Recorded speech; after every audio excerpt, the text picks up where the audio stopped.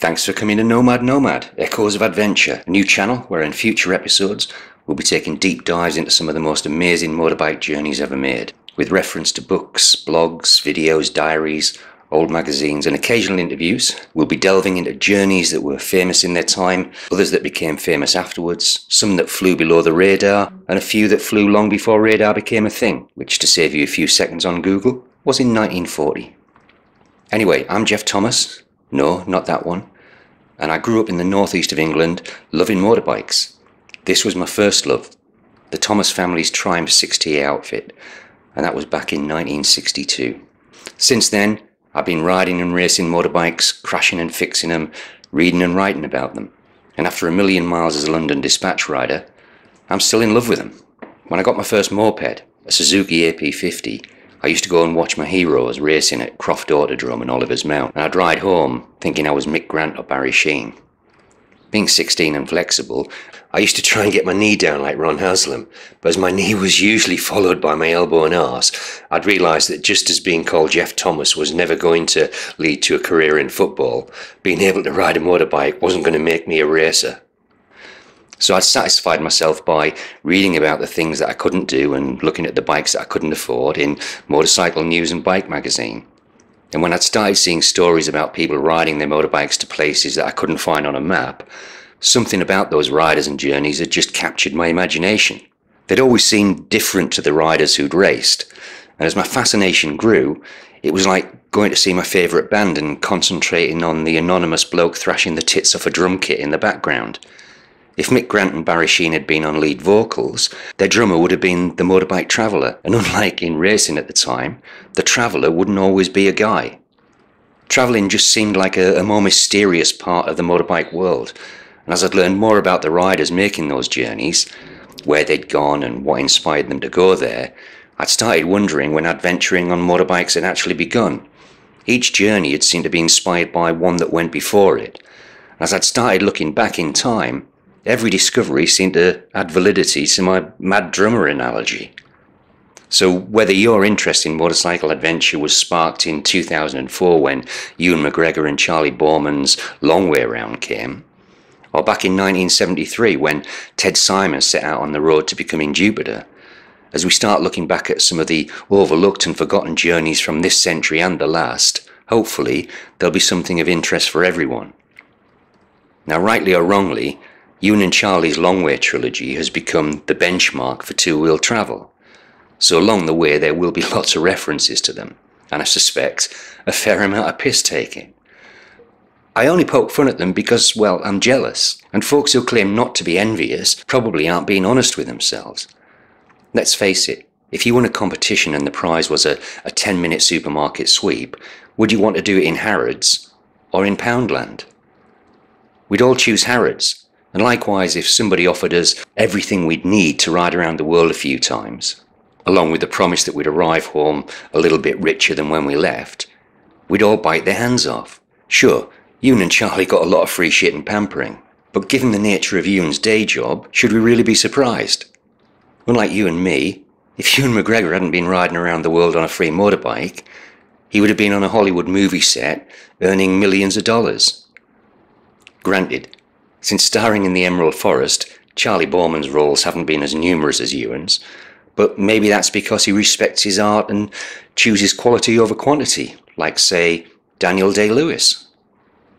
Anyway, moving swiftly along, whatever you think about them, it's impossible to ignore the influence they've had on motorbike travel. And after starting another war in Europe, this time between Germany and Austria, bringing America in at the 11th hour was an absolute stroke of genius. And speaking of genius, if it hadn't been for Long Way Round, we would never have had Ewan Thingy's Wrong Way Round, which was 9 episodes of comedy fucking gold. And if you haven't seen the Wrong Way Round videos, I'll do you a solid and leave a link somewhere down below. And on a similar note, if it wasn't for Long Way Round, blokes around the world would still be using Brute 33, rather than the much more seductive Scent of Adventure. And if you were ever wondering why Charlie doesn't get as many gigs as Ewan, well, there you go. So, getting back to Nomad Nomad, according to the internet, if it wasn't for Ted Simon, there would have been no adventures to echo. Apparently, nobody would have ever ridden a motorbike the long way to anywhere, which I guess is a compliment, but it's something that Ted Simon would call hyperbole, or in more commonly used English, utter bollocks. Ewan and Charlie knew they weren't the first people to ever ride motorbikes around the world, and when in Long Way Round they bumped into Ted Simon in that Mongolian market, they credited him with inspiring their journey. And to Ted's credit, he did seem to take the news rather well. But when 3 decades earlier he'd ridden around the same world on a different motorbike, he admits that at the time he had assumed that he'd been the first person to do it. He didn't brag about it, and certainly didn't consider himself to be some heroic steel-balled explorer. He just couldn't imagine anyone being daft enough to have done it before him. And back in those days, there'd been very few books, movies or internet forums to tell him otherwise. So back in 1973, Ted Simon had no visible tracks to follow, but by writing and publishing Jupiter's Travels, he was ensuring that for those who went after him, there would be. It's fair to say that Jupiter's Travels inspired many others to start exploring the world on their own motorbikes. And when people like Austin Vince, Lois Pryce, Chris Scott, Elspeth Beard, Emilio Scotto, Sam Manicom, Dan Walsh, and many others began publishing records of their own journeys, the adventure revolution had begun. Every year, travelling seemed to become easier and more accessible. And after the release of Long Way Round, what had once been a niche sector of motorcycling went mainstream. Suddenly it was no longer the domain of the mad drummers, and almost overnight an obscure hobby had transformed into a thriving industry. BMW and Touratech were loving it, and those who weren't loving them were loving KTMs and metal mules instead. Touratech were printing more fucking catalogues than IKEA. But as the guitarists and singers began flocking to the internet adventure forums, us old drummers had been left wondering if the main ingredient in scent of adventure had actually been testosterone. While the girls had been quietly exploring various parts of the world, the boys back home had begun lobbing out their dicks on the internet. Somehow they'd turned bike travel into a competitive sport. Furthest, longest, fastest, hardest. Everyone was trying to out-adventure everyone else, and I suspect that the loudest never went any further than buying the gear and dropping maps into their TomToms and Garmins. But even some of those who had ridden the hard miles, even they were becoming competitive. It was 2010, and just as a public spat between two riders claiming ownership of the same obscure Guinness World Record began edging towards violence, author and adventureholic Greg Fraser had arrived back on the scene with the perfect cure for ego inflation. Greg Fraser's timing was perfect. His latest book had arrived like a tall glass of shut-up juice, and even though the title should have been Motorcycle Adventurer, Sit Down and Hold My Fucking Beer, when the cock fencers read the book's actual title, Motorcycle Adventurer, Carl Stearns Clancy, first motorcyclist to ride around the world, 1912 to 1913, watching their mutton daggers publicly wilting had been an absolute fucking joy. Now, Ted Simon is considered to be the grandfather of motorcycle adventure, and this year he celebrated his 90th birthday. But almost 20 years before he was born, a 23-year-old American called Carl Stearns Clancy had ridden around the world on a motorbike. A 4-cylinder Henderson with 934 cc's, an optimistic 7 brake horsepower, a passenger seat in front of the riders, and with absolutely no help or support from BMW and Touratech. Riding a motorbike round the world is still challenging today, but imagine what it must have been like back in 1912. I remember worrying about the distance between petrol stations in places like Siberia and what quality of petrol I'd be asking my bike to drink. But in half of the countries that Carl Stearns Clancy rode across, nobody had ever seen a gallon of petrol, let alone a fucking motorbike. Watching the forum flexers getting sat down had been wonderful.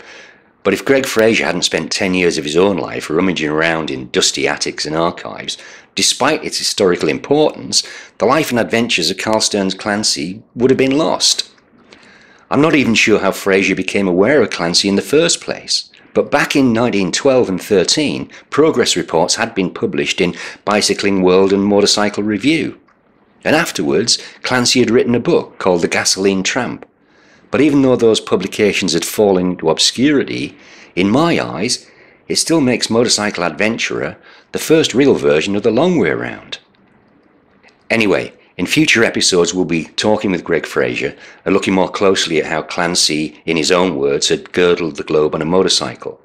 But when it comes to two-wheel adventurers from back in the days of yore, not only wasn't Carl Stearns Clancy the only traveller, he also wasn't the first. Peggy Thomas, 1950. North America on a BSA Bantam with a dog called Matelot. Teresa Wallach, 1935. Riding from London to Cape Town and crossing the Sahara Desert. Max Reisch, 1933. The first motorcycle to ride from Europe to India. Robert Fulton Jr., 1932, crossing 22 countries in the Arabian Desert. Sulkowski and Bartha, 1928, the first vehicle to cross all 6 inhabited continents. Carl Stearns Clancy, 1912, the first motorcycle to ride around the world. But 10 years before Clancy made what he described as the most challenging part of his journey, crossing the United States of America, we had George Wyman, 1903, San Francisco to New York, the first motorized crossing of the continental USA. Those are just a few of the historical journeys that we are aware of. But how many more Carl Stearns Clancy's or George Wyman's are out there waiting to be discovered? We don't know the answer, but if somebody watching this had a dusty photograph of their great-grandmother sitting on a bike, and working together we discovered another Teresa Wallach, Peggy Thomas or Lois Pryce, as far as I'm concerned, this journey will have been worth it. Anyway, I should really go and watch a YouTube video and learn how to edit videos. So thanks for following this far, and feel free to like, share, subscribe and tickle the bell to find out when the first real episode of Nomad Nomad lands. And if there's a journey or traveller that interests you, then leave a comment below and let's see where it takes us. So ride safe, leaving more smiles and miles behind you, and I'll see you all soon. Bye bye now.